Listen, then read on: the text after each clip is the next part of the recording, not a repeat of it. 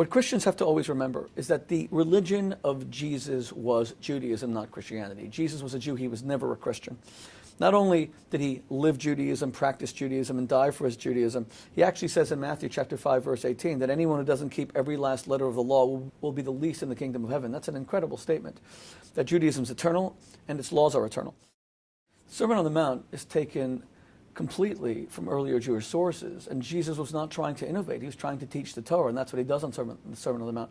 One of the chapters in Kosher Jesus traces most of the Sermon on the Mount line by line, verse for verse, straight back to their earlier biblical origins, whether it's in the book of Psalms, whether it's in the 5 books of Moses, whether it's in the prophets. Jesus was restating Torah teachings.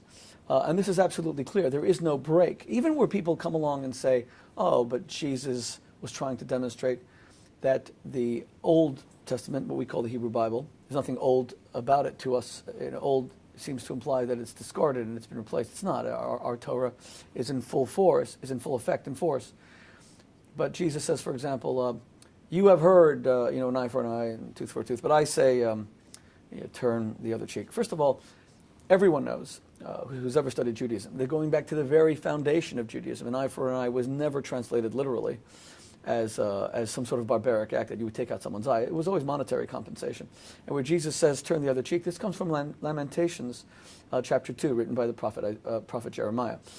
So in the book, I trace back all his teachings to its earlier Torah origin, because Jesus was not coming to innovate and start a new religion.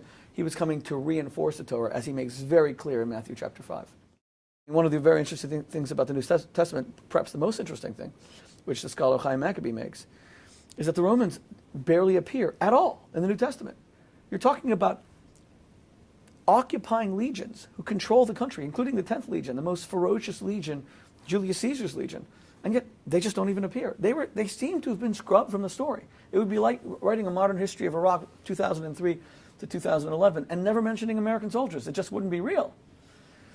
So I'm not asking my Christian brothers and sisters to accept my argument that there was significant editing to de-Judaize Jesus. What I am saying is that even within their own belief context, the Council of Nicaea firmly established that Jesus is both fully human and fully divine. Where do we see the fully human side? I mean, this is an absolute central tenet of the Christian faith, that Jesus is not only God, he's also fully human. Where is there a discussion of the human Jesus? And the human Jesus is a Jewish Jesus. And if Christians want to understand their faith more authentically, they must learn it from the Jews, because he was a Jew. Jews are never going to accept the messiahship of Jesus. But we can certainly accept the Jewishness of Jesus and how he taught the Torah and brought the knowledge of Judaism and its truths to billions of people worldwide, which is what he did.